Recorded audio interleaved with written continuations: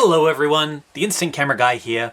One of the coolest parts I think about having a YouTube channel like mine is being able to put out videos on a very niche topic with some very obscure information, and then seeing that information become more mainstream.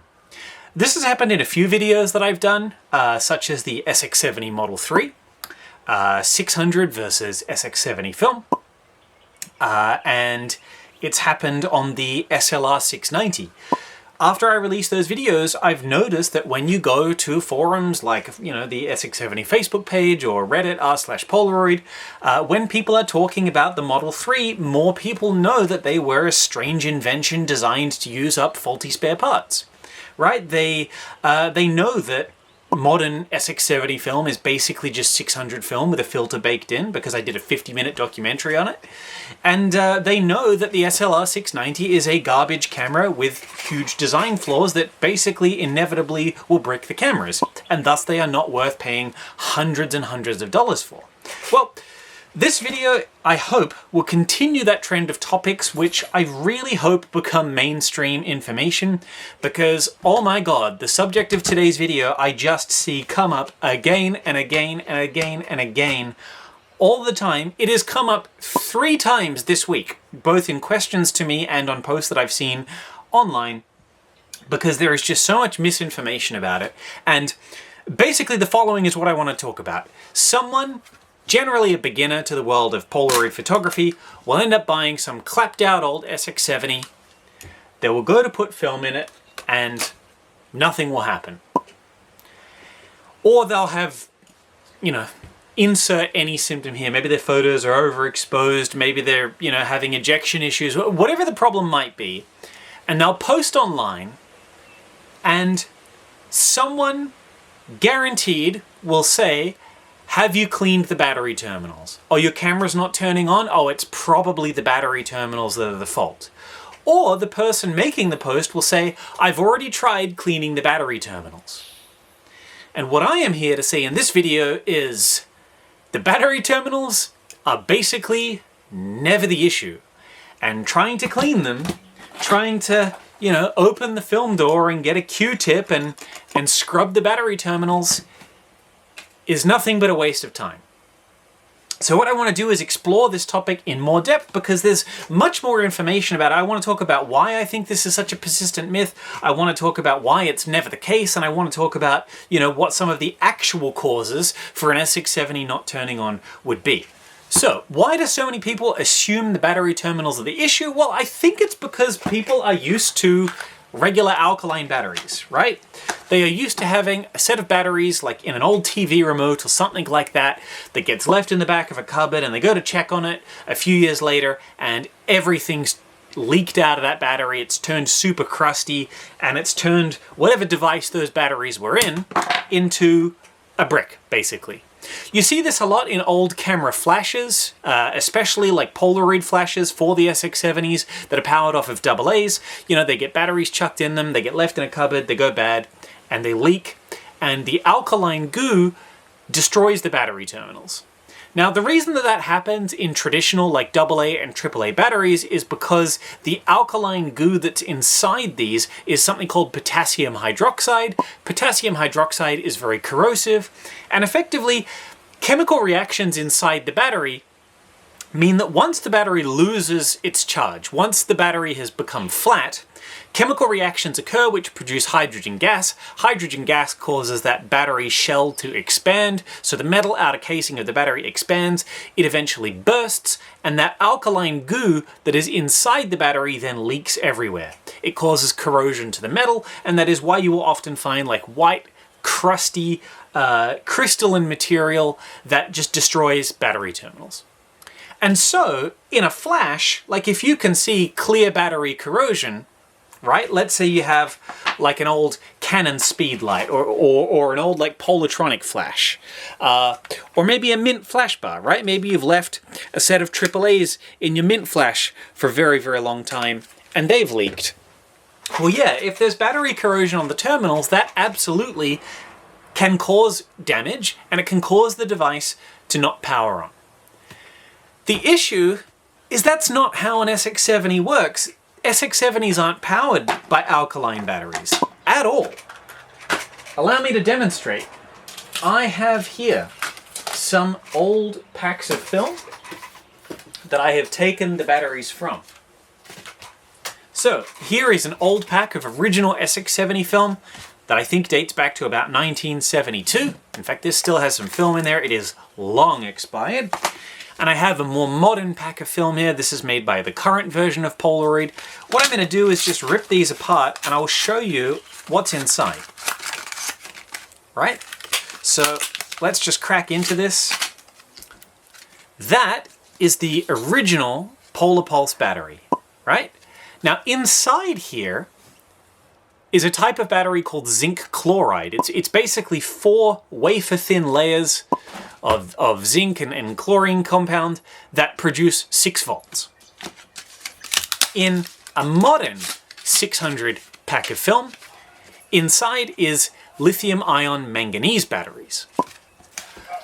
These are 2 obviously very different chemical compounds. They are 2 different styles of battery, but the thing that both of these have in common is they do not leak. There is no alkaline goo that is going to escape from these if they go bad. As I said, this is a battery quite literally from about 1972, maybe 1973, based on the fact that that pack of film had a yellow tab. That's like the very earliest packs of SX-70 film featured that color. And yeah, as you can see, 50 years on, it's still completely tight. It hasn't leaked. So because these batteries do not leak, there's nothing to get inside and destroy the battery terminal. So why do people think that the battery terminals are always the issue? Well, I believe that's because if you look inside an SX-70, the battery terminals, to the uninitiated, to someone that doesn't know any better, do look kind of discolored. If you look inside, you'll see like, oh, they look kind of like copper colored, and then the top appears to be more white and more crusty. It must be corroded. And so you'll see people online recommend you get Q-tips and alcohol and be scrubbing them. Guys, what if I told you that's just how they look? So here I have an SX-70 chassis. This is from a Model 1 camera. And I've taken off all the top body panels so that we can see the battery terminals inside. Now the battery terminals are made of this like copper brass type material. And then the very tip that contacts that contacts the battery itself is a silvered layer. So it might actually be genuine silver. I'm not sure of what alloy that is, but basically it is all copper, it is all brass, and then the top part of that is silver. If you look very closely, you can actually see it's rectangular. So it's literally got like a, I don't know how they do this, whether it's, I don't know, anodized or some kind of chemical process, but that is the color that they are supposed to be. So when you are cleaning that with a Q-tip, you're not actually doing anything. You're not improving the continuity of the battery terminals. Now, the truth is that, okay, these can corrode, but when battery terminals in an SX-70 corrode, it is not because of the batteries, it is because of water damage. And if you have water damage to the SX-70, like it's been submerged or it's had water inside it, then trust me, you have much bigger issues to worry about than your battery terminals, because everything else is likely destroyed. The motor driver chip, the motor itself will likely be completely rusted and seized, along with the gear train. Like if your camera has been submerged or water damaged to the point of corroding these 2 terminals here, then the rest of the camera is probably a lost cause. So basically what I'm trying to say is the battery terminals are never the issue. It is exceptionally rare that they are problematic to the point of not causing the camera to power up. So, what do you say could cause that problem? Well, there's a lot of things. Power issues can come from anywhere. So, for example, there are a few switches in the SX-70 that control power. So one of the switches is in the door, right? So when you close the front door of an SX-70, it pushes up a little brass switch, which then makes continuity, that completes the circuit, and that provides power from the batteries into the rest of the motor and into the PCB. So if that switch is not working, the camera is not going to be powered. There is another switch in the rear hinge of the camera. And what this switch does is when you collapse the camera, it cuts power. When you erect the camera, that switch is pulled upwards, and it again completes the circuit, powers the camera. So it could be that this switch has failed. It could also be that your motor is seized. These DC motors, especially on early cameras like the Model 1, are very prone to corrosion and destruction of the brushes, rotor, and stator inside, and that can cause the motor to basically bind up. Now sometimes if you move the gears manually, the motor will then spring to life, and it might work then for a few packs of film before eventually failing again. So that's one of the reasons why when I refurbish an SX-70 camera, I install new motors in all the different cameras that I refurbish. So each one that I fix gets a brand new motor installed so that that doesn't happen. It could be that the chip next to the motor has failed. If that chip fails, again, it's not going to send power to the motor, and so nothing's going to work. It could also be that the PCB, the circuit board, the actual brains in the camera, is also dead. And thus, when you put film in there, nothing comes to life. It could be that a tracer snapped. In early Model 1 cameras, such as this, there is a bridging ribbon. So if I just remove this little bit of insulation here, in fact, me doing that has actually ripped the ribbon off. So you can see this ribbon basically connects negative from the corner here. It goes over the other traces, back to negative, and that's where it then goes to the side. This bridge, the solder there is often poorly attached, and it fails.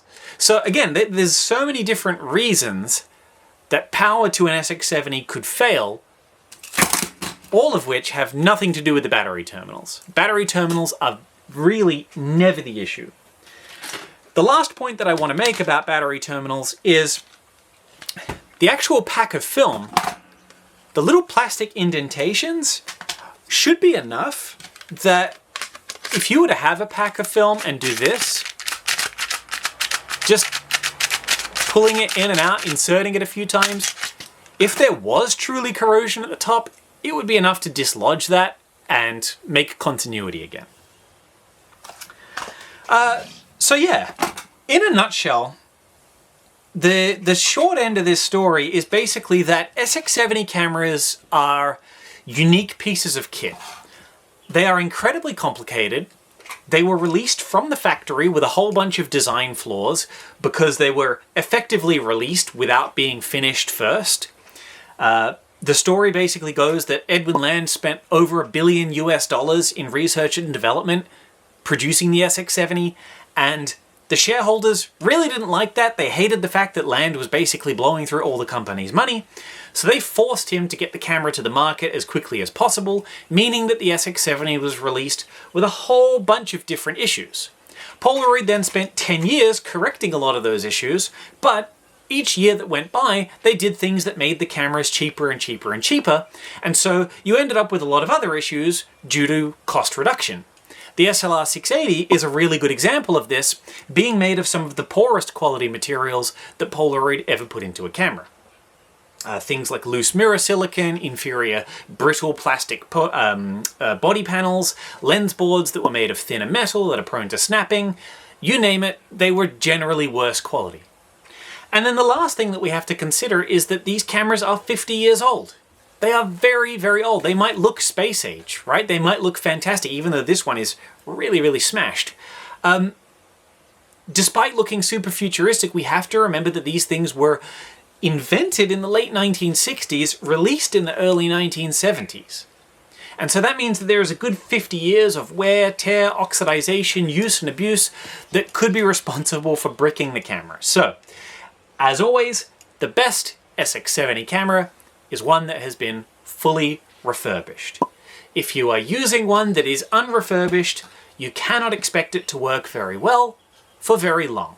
And you will go online and you will see people brag about how they picked one up at a thrift store and it was like a time capsule and they only paid 20 cents for it and it works perfectly fine.